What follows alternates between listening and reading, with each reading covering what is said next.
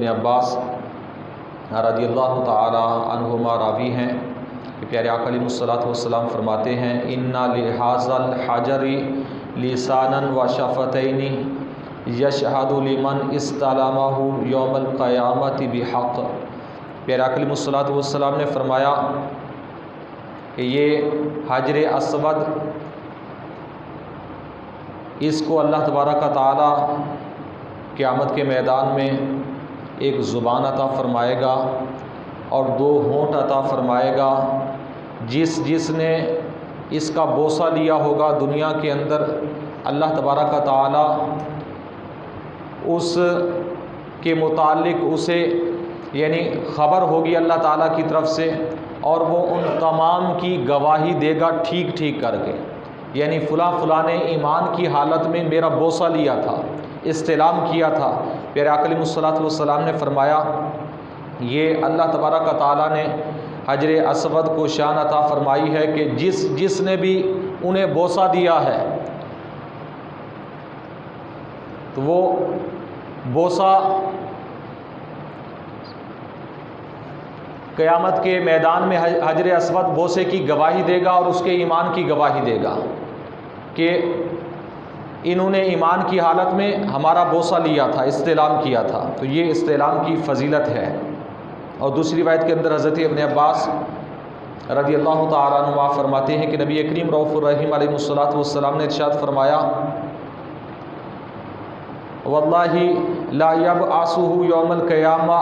یعنی الحجر لہ عینان یبصر بہما ولسان ینطق بہ یشہد علی من استعلمہ بحق۔ پھر آقا علیہ الصلوۃ والسلام نے فرمایا مجھے قسم ہے اللہ تعالیٰ کی کہ اللہ تعالیٰ قیامت کے میدان میں ضرور بھی ضرور اس حجر اسود کو لائے گا اور یہ شان عطا فرمائے گا کہ اس کی 2 آنکھیں ہوں گی۔ حجر اسود کی 2 آنکھیں ہوں گی جن سے وہ دیکھے گا اور پہچانے گا، اور اللہ تعالیٰ زبان عطا فرمائے گا بولنے کے لیے، اور پھر ہر اس شخص کی گواہی دے گا جس نے دنیا میں استعلام کیا ہوگا۔ یعنی اللہ تبارک تعالیٰ ہم سب کو حرمین شریفین کی حاضری نصیب فرمائے، ماہ رمضان مقدس کے خاص مہینے کے اندر خصوصی طور پر، کہ وہاں کا حرم شریف کے اندر گزارا ہوا ہر ایک لمحہ عبادت شمار ہوتا ہے۔ وہاں کا بوسہ در و دیوار کو دینا، خانہ کعبہ شریف کو دینا، حجر اسود کو دینا، مقام ابراہیم کو، رکن یمانی کو، یہ سارے وہ مقامات ہیں کہ ان کو ہاتھ لگانا، انہیں چھونا اور منہ کے ساتھ بوسہ دینا، یہ سب باعث اجر و ثواب ہے اور بہت زیادہ ان کی فضیلت ہے۔ تو پیارے آقا علیہ الصلوۃ والسلام نے فرمایا کہ جس نے دنیا کے اندر حجر اسود کا استعلام کیا ہوگا یعنی بوسہ دیا ہوگا، پیارے آقا علیہ الصلوۃ والسلام نے فرمایا قیامت کے میدان میں اللہ تعالیٰ اسے آنکھیں عطا فرمائے گا، ان آنکھوں کے ذریعے یہ پہچانے گا اور پہچاننے کے بعد گواہی دے گا کہ اے باری تعالیٰ یہ بندہ مومن یہ ایمان والا ہے، اس کے ایمان کی میں گواہی دیتا ہوں کہ ایمان کی حالت میں اس نے مجھے بوسہ دیا تھا۔ تو پتہ یہ چلا کہ جنت کا جو پتھر ہے حجر اسود، جنت سے آیا ہوا، اسے بوسہ دینا یہ باعث اجر و ثواب ہے۔ اور ایک اور حدیث پاک کے اندر حضرت انس بن مالک رضی اللہ تعالیٰ عنہ فرماتے ہیں کہ نبی کریم صلی اللہ علیہ وسلم نے ارشاد فرمایا الحجر الاسود من حجارت الجنہ۔ پیارے آقا علیہ الصلوۃ والسلام نے فرمایا حجر اسود کی یہ فضیلت ایسے نہیں ہے کہ یہ جنتی پتھر ہے۔ آپ علیہ الصلوۃ والسلام نے فرمایا کہ جنت کے پتھروں میں سے اللہ تبارک تعالیٰ نے یہ دنیا کے اندر یہ پتھر ایک عطا فرمایا ہے۔ یہ دنیا کے اندر جو خانہ کعبہ شریف کے اندر موجود ہے حجر اسود، پیارے آقا علیہ الصلوۃ والسلام فرما رہے ہیں یہ جنتی پتھر ہے۔ اگر کسی نے جنت کی کوئی چیز دیکھنی ہو تو وہ حجر اسود کو دیکھے کہ یہ جنتی پتھر ہے۔ اور حضرت ابن عباس رضی اللہ تعالیٰ عنہ فرماتے ہیں کہ نبی کریم رؤوف الرحیم علیہ الصلوۃ والسلام نے ارشاد فرمایا الحجر الاسود من الجنہ وکان اشد بیادا من الثلج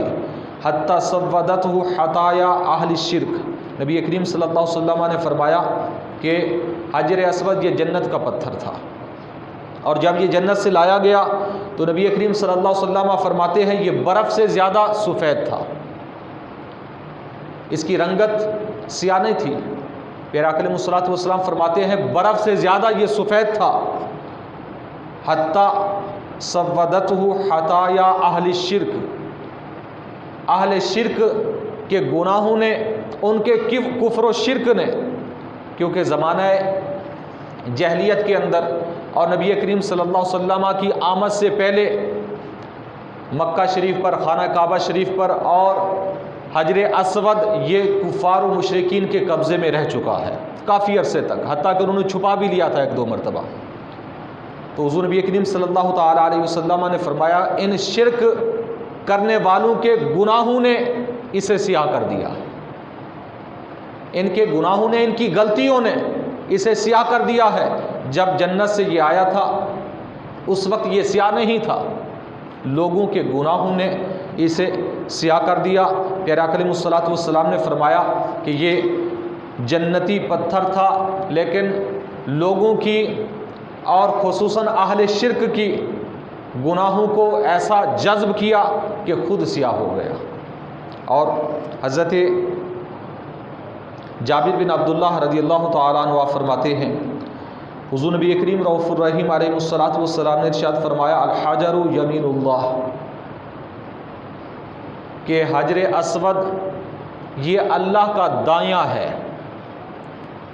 یعنی اللہ کا، جیسا کہ اس کی شایان شان ہے اللہ کا دایاں ہاتھ۔ یہ ایک سمجھانے کے لیے پیارے آقا علیہ الصلوۃ والسلام نے ارشاد فرمایا ہے، وگرنہ اللہ تعالیٰ ہاتھ سے، جسم سے منزہ اور پاک ہے۔ آپ نے الصلوۃ والسلام نے فرمایا الحجر یمین اللہ فی الارض یصافح بہا عبادہ، کہ زمین پر اللہ تعالیٰ کا دایاں ہاتھ وہ حجر اسود ہے، وہ حجر اسود ہے، اور اللہ تعالیٰ زمین پر اپنے بندوں کے ساتھ مصافحہ فرماتا ہے اس پتھر کے ذریعے، یعنی جس نے اس پتھر کو چھو لیا، بوسہ لیا یا استلام کر لیا دور سے ہی،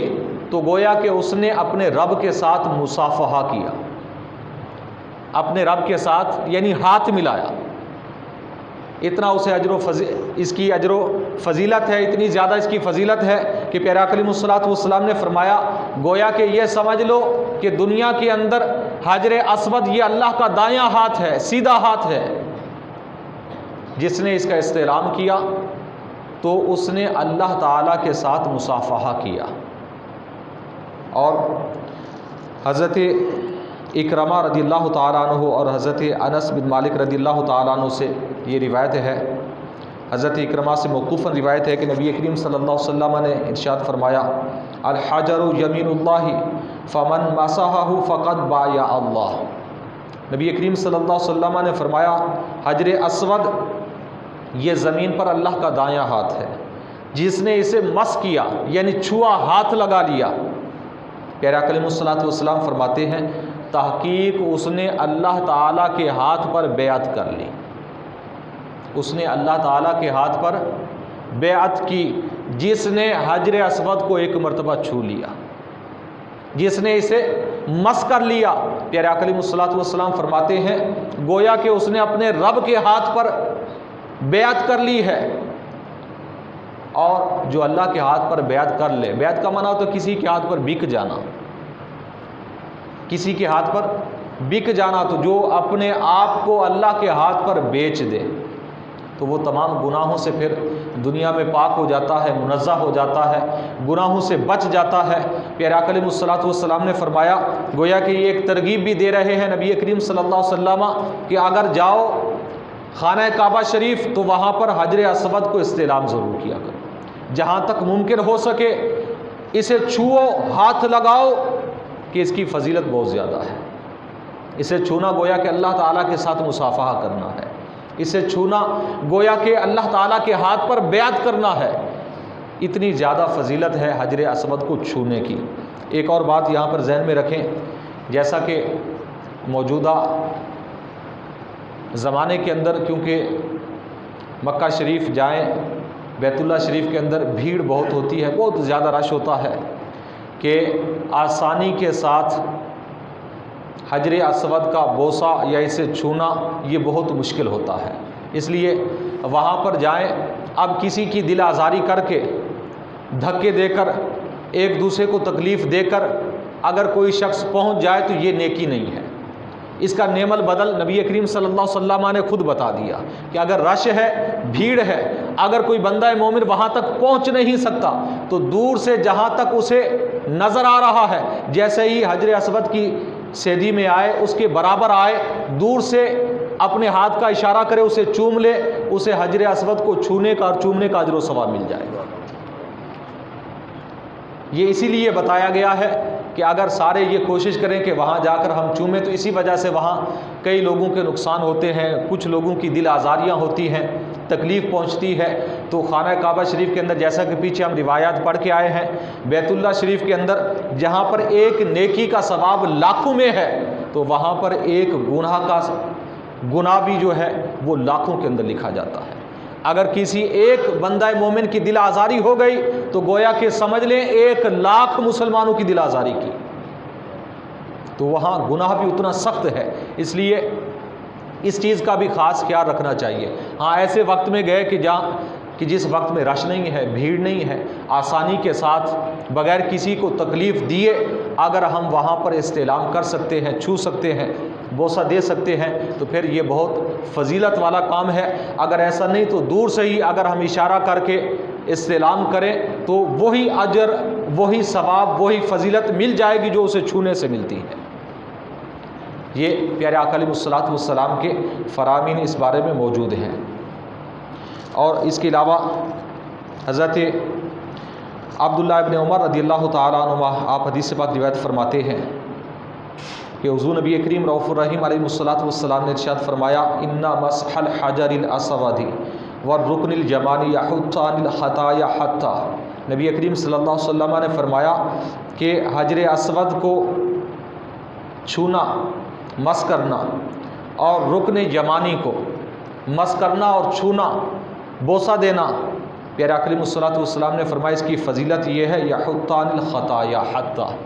اللہ تعالیٰ اس بندہ مومن کے سارے گناہوں کو معاف فرما دیتا ہے۔ حجر اسود پر تھوڑا رش زیادہ ہوتا ہے لیکن رکن یمانی پر اتنا نہیں ہوتا، وہاں آسانی سے بندہ طواف کے دوران اگر جائے اور اسے چومنا چاہے، ہاتھ لگانا چاہے، بہت آسانی سے لگا لیتا ہے۔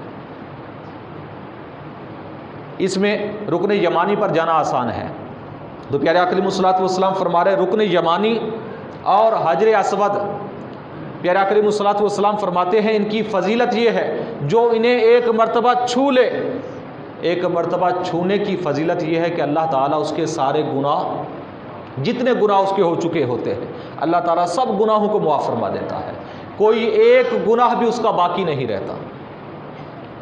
یہ اللہ تبارک و تعالیٰ نے حجر اسود کو اور رکن یمانی کو فضیلت عطا فرمائی۔ یعنی حجر اسود کی صرف ایک فضیلت نہیں ہے، کئی فضیلتیں ہیں کہ اسے اگر کوئی چھوئے، استعلام کرے، ایک تو قیامت کے میدان میں گواہی دے گا، اور دوسرا گویا کہ اپنے رب کے ساتھ مصافحہ کرنا ہے، اپنے رب کے ہاتھ پر بیعت کرنا ہے جو حجر اسود کو چھوتا ہے۔ حجر اسود کو چھونے سے تمام گناہ معاف کر دیے جاتے ہیں۔ یہ حجر اسود کی فضیلت جو پیارے آقا علیہ الصلوۃ والسلام نے بیان فرمائی ہے۔ اور حضرت ابو ہریرہ رضی اللہ تعالیٰ عنہ آپ حدیث پاک روایت فرماتے ہیں کہ نبی کریم رؤوف الرحیم علیہ الصلوۃ والسلام نے فرمایا لیس من الجنۃ فی الارض شیء الا ثلاثۃ اشیاء، پیارے آقا علیہ الصلوۃ والسلام نے فرمایا زمین پر جنت کی چیزیں اگر ہیں تو وہ صرف 3 چیزیں ہیں، ان کے علاوہ جنتی کوئی شے دنیا کے اندر، دنیا کی زمین پر نہیں ہے، اس کائنات کے اندر۔ وہ کون سی 3 چیزیں ہیں جو جنت کی ہیں؟ پیارے آقا علیہ الصلوۃ والسلام نے فرمایا غرس العجوہ، عجوہ کھجور کا درخت، یہ جنت کا درخت ہے، یہ جنت کا درخت ہے۔ اور فرمایا پیارے آقا علیہ الصلوۃ والسلام نے والحجر، اور حجر اسود، یہ جنتی پتھروں میں سے ایک پتھر ہے، یہ بھی جنت کی چیزوں میں سے ہے۔ اور فرمایا وَأَوْرَاقٌ تنزل فی الفرات کل یوم برکۃ من الجنہ، پیارے آقا علیہ الصلوۃ والسلام نے فرمایا اور نہر فرات کے اندر، دریائے فرات کے اندر اللہ تبارک و تعالی روزانہ کچھ پتے اتارتا ہے جنت کے، جس کی وجہ سے نہر فرات میں اس کے ذریعے اللہ تعالیٰ برکتیں عطا فرماتا ہے۔ وہ روزانہ کے کچھ پتے آتے ہیں اور نہر فرات میں گرتے ہیں، پیارے آقا علیہ الصلوۃ والسلام نے فرمایا یہ جنتی پتے ہوتے ہیں۔ یہ تین چیزیں دنیا کے اندر